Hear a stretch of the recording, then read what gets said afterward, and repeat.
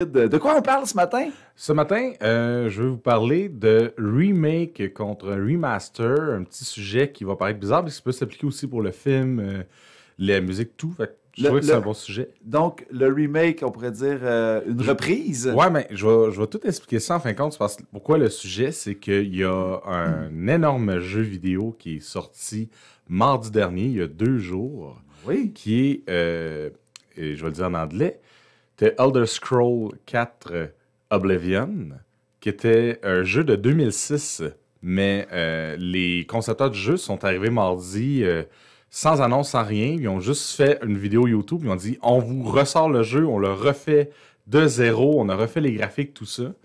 Donc, le jeu Remaster qui est sorti, que je trouvais que c'est une bonne porte d'entrée puisque c'est de l'actualité en ce moment, là. Puis, Oui. on va se définir les remakes, remasters, parce que même nous-mêmes, dans le domaine des jeux vidéo, on a de la misère avec le terme, parce que les termes sont interchangeables, puis différentes personnes, différentes compagnies vont interchanger les termes. Normalement, un remake, c'est un jeu vidéo qui est refait à partir de zéro. Donc, justement, je vais prendre l'exemple de Oblivion. Ils n'ont pas gardé le jeu de base, ils n'ont pas, mettons, utilisé ce qui était déjà sorti, puis dit, ah, on va mettre une couche de peinture dessus. Ils ont dit, on part de zéro, puis on reconstruit la maison au complet pour, oui, offrir une maison que le monde se rappelle, les sentiments qu'il y avait dedans, puis qu'ils vont avoir des souvenirs, mais c'est pas exactement la même affaire.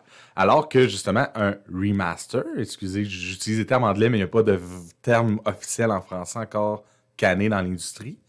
Un remaster, c'est vraiment l'idée de la couche de peinture. C'est-à-dire, on reprend le vieux jeu qui est sorti en 2008, on va on va changer quelques petites affaires dans le code source, mais on utilise tout ce qu'il y avait à la base, juste que ça soit peut-être un peu plus beau, un peu moins de bugs, puis on le ressort. Oui, oui, ben moi je comparerais ça un petit peu à la série de films Massacre à la tronçonneuse. Il y a eu des remasters, c'est-à-dire vraiment c'était le même scénario pratiquement à toute fin près, mais il y a eu aussi des préquels, des séquelles. À ce moment-là, on a la même ambiance, la même histoire de base, mais on refait le film avec une toute autre finalité, là. Exactement, puis c'est ça aussi qui rend ça compliqué à vouloir définir, parce que je vais utiliser justement le cas de Oblivion. Ils sont restés fidèles à l'histoire qu'il y avait à l'époque, qu'ils avaient créée. Ils n'ont pas changé énormément de choses. Ils ont gardé le même type de texte, tout ça. Fait que c'est pour ça que la compagnie utilise le terme remaster. C'est Oblivion Remaster. Même si officiellement c'est un remake parce qu'ils sont partis de zéro. C'est plus comme l'idée. C'est Psycho, je pense, le film en 70. Il a été refait avec des nouvelles caméras, tout ça, mais exactement les mêmes plans de caméra. Que oui, c'est exactement le même film parce que c'est le même plan de caméra, mais c'est un remake parce qu'on utilise une nouvelle technologie, puis toutes ces affaires-là, puis ils ont refait de zéro. Donc, on retrouve ça dans les jeux vidéo aussi. Et ça veut dire que ça, c'est une industrie qui est lucrative. Je veux dire, pour que ça vaille la peine de refaire, de remasteriser ou de faire une reprise, C'est justement. c'est quoi la motivation? Ouais, c'est ça que je veux dire. C'est justement le doigt du bobo parce qu'il y a le bon côté de la préservation de l'histoire des jeux vidéo.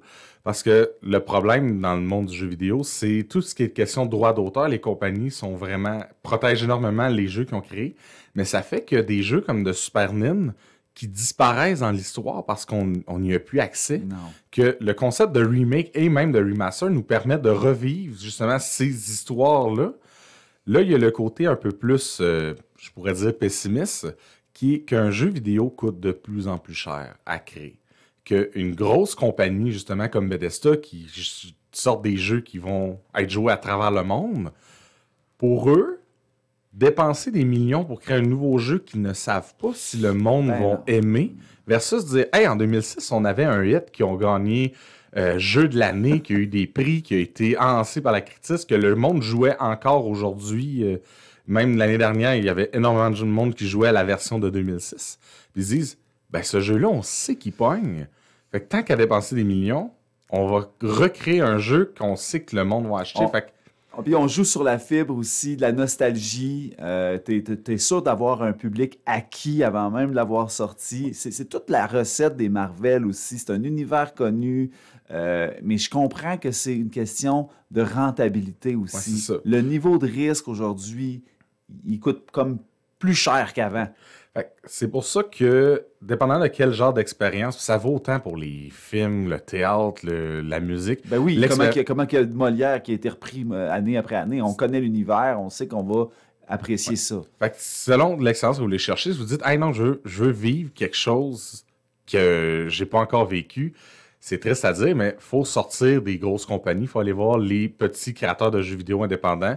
La même chose qu'en musique, si tu veux entendre des nouveaux sons, va pas aller écouter, du Black Sabbath encore, qui font encore des musiques depuis tant d'années. Il va falloir que tu ailles voir un groupe indépendant qui n'est pas connu. Là, tu vas une sonorité que j'ai pas.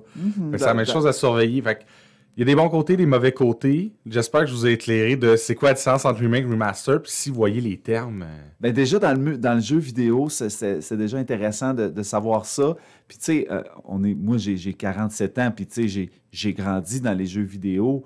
Puis on cherche encore nos premiers jeux du Super Nintendo. Fait que c'est le fun de savoir qu'il y a des remasterisations. Oui, remasterisation, de nos vieux jeux.